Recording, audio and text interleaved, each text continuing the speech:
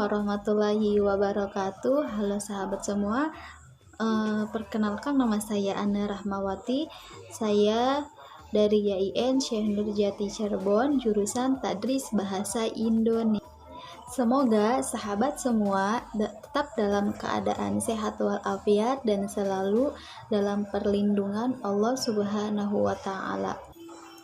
Nah, untuk keadaan saat ini kita sedang dilanda dengan adanya wabah virus corona atau COVID-19, di mana semua kegiatan dilakukan secara di rumah saja, terutama dalam dunia pendidik.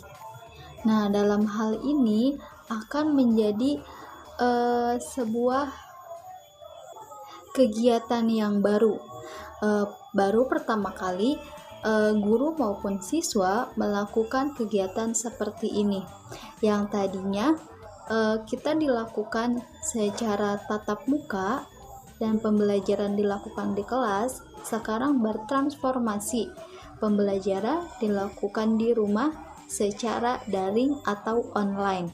Baiklah, di sini saya akan menjelaskan mengenai metode discovery learning. Nah, model pembelajaran penyikapan atau penemuan disebut dengan discovery learning. Discovery learning ini adalah memahami konsep, arti, dan hubungan melalui proses intuitif untuk akhirnya sampai kepada suatu kesimpulan. Discovery terjadi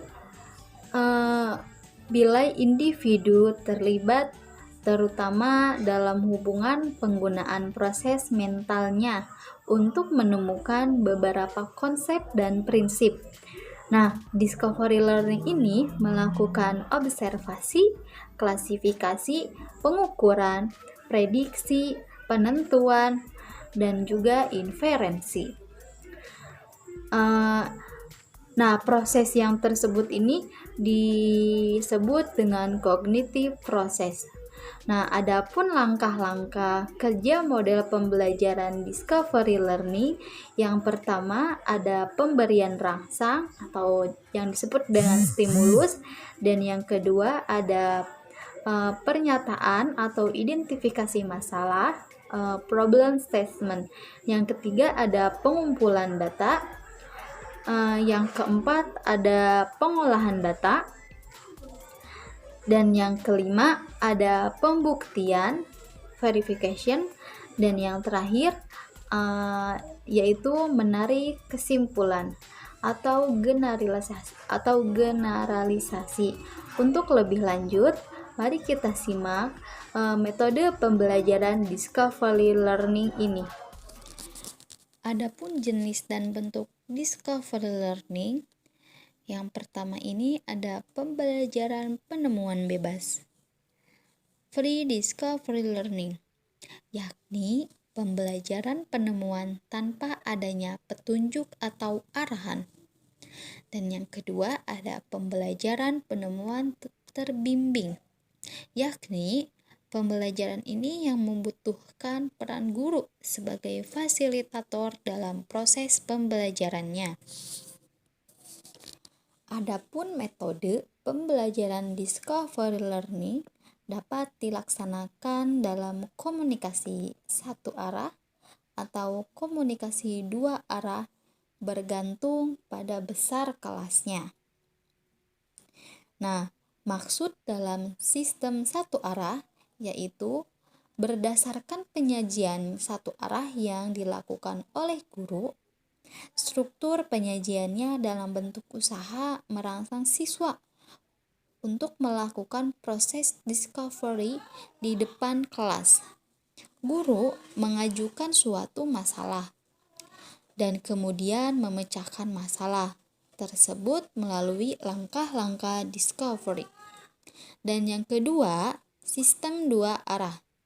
Nah, sistem dua arah ini melibatkan siswa dalam menjawab pertanyaan-pertanyaan guru.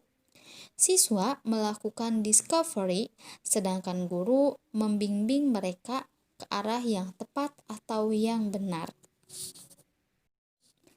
Nah, tentunya dalam pembelajaran discovery learning memiliki karakteristik. Adapun karakteristik discovery learning yang pertama ini dapat mengeksplorasi dan memecahkan masalah untuk menciptakan, menggabungkan, dan mengeneralisasi pengetahuan. Dan yang kedua, berpusat pada siswa. Dan yang ketiga, ada kegiatan untuk menggabungkan pengetahuan baru dan pengetahuan yang sudah ada. Nah, setiap pembelajaran tentunya memiliki kekurangan dan kelebihan. Adapun kelebihan dalam pembelajaran discovery learning, yang pertama ini siswa aktif dalam kegiatan belajar sebab ia berpikir dan menggunakan kemampuan untuk menghasilkan hasil akhir yang baik. Dan yang kedua, siswa dapat memahami benar bahan pelajarannya sebab mengalami sendiri proses menemukannya. Suatu yang diperoleh dengan cara ini lebih lama untuk diingat. Dan yang ketiga ini menemukan sendiri bisa menimbulkan rasa puas. Nah, kepuasan batin ini mendorongnya untuk melakukan penemuan lagi sehingga minat belajarnya ini menjadi meningkat. Dan yang keempat, siswa yang memperoleh pengetahuan dengan metode penemuan akan lebih mampu mentransfer pengetahuannya ke berbagai konteks. Dan yang terakhir, metode ini dapat melatih siswa untuk lebih banyak belajar sendiri. Sedangkan kelemahan dalam metode discovery learning ini yaitu metode ini menimbulkan asumsi bahwa ada kesiapan pikir untuk belajar. Bagi siswa yang kurang pandai akan mengalami kesulitan abstrak atau berpikir mengungkapkan hubungan antara konsep-konsep yang tertulis maupun lisan, sehingga pada gilirannya akan menimbulkan frustasi. Dan yang kedua, metode ini tidak efisien untuk mengajar dengan jumlah siswa yang sangat banyak, karena akan membutuhkan waktu yang lama untuk membantu mereka dalam menemukan teori untuk memecahkan masalahnya. Dan yang ketiga, ada harapan-harapan yang terkandung dalam metode ini dapat buyar berhadapan dengan siswa dan guru yang telah terbiasa dengan cara-cara belajar yang lama. Nah, pembelajaran discovery lebih cocok untuk mengembangkan pemahaman, sedangkan mengembangkan aspek keterampilan dan emosi secara keseluruhan kurang mendapatkan perhatian. Pada beberapa disiplin ilmu, misalnya IPA, kurang fasilitas untuk mengukur gagasan yang dikemukakan oleh para siswa. Dan yang terakhir ada tidak menyediakannya kesempatan untuk berpikir yang akan ditemukan oleh siswa karena telah dipilih terlebih dahulu oleh guru. Dalam metode pembelajaran discovery learning, tentunya dalam situasi saat ini pembelajaran digunakan secara daring. Nah, aplikasi yang cocok untuk pembelajaran ini tentunya menggunakan Google Classroom. Nah, aplikasi campuran secara online yang dapat digunakan secara gratis. Pendidik bisa membuat kelas mereka sendiri dan membagikan kode kelas tersebut atau mengundang para siswanya. Nah, tujuan utamanya dari Google Classroom adalah untuk merampingkan proses berbagi file antara guru dan siswa Google Classroom, serta menggabungkan Google Drive untuk pembuatan dan distribusi penugasan Google Dokumen, slides untuk penulisan, Gmail untuk komunikasi, dan Google Calendar untuk penjadwalan. Kemudian siswa dapat diundang untuk bergabung dengan kelas melalui kode pribadi atau secara otomatis diimpor dari domain sekolah. Nah, adapun fungsi dari Google Classroom ini, yang pertama ini proses setting pembuatan kelas yang cepat dan nyaman. Dan yang kedua ada hemat serta efisien waktu.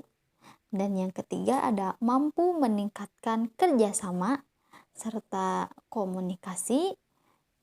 Dan yang keempat ada penyimpanan data yang terpusat. Dan yang kelima ada berbagai sumber daya efisien, praktis, dan cepat. Nah, fitur-fitur dalam Google Classroom yang pertama ada tugas. Setiap tugas yang diunduh akan disimpan dan dinilai pada rangkaian aplikasi produktif Google yang telah memungkinkan kolaborasi online ini. Dan yang kedua ada penilaian. Google Classroom mendukung banyak cara penilaian yang berbeda. Dan yang ketiga ada komunikasi yang lancar. Pengumuman yang dapat diposting oleh guru ke aliran kelas yang dapat komentari oleh siswa yang memungkinkan komunikasi dua arah antara guru dan siswa. Dan yang keempat ada laporan orisinalitas.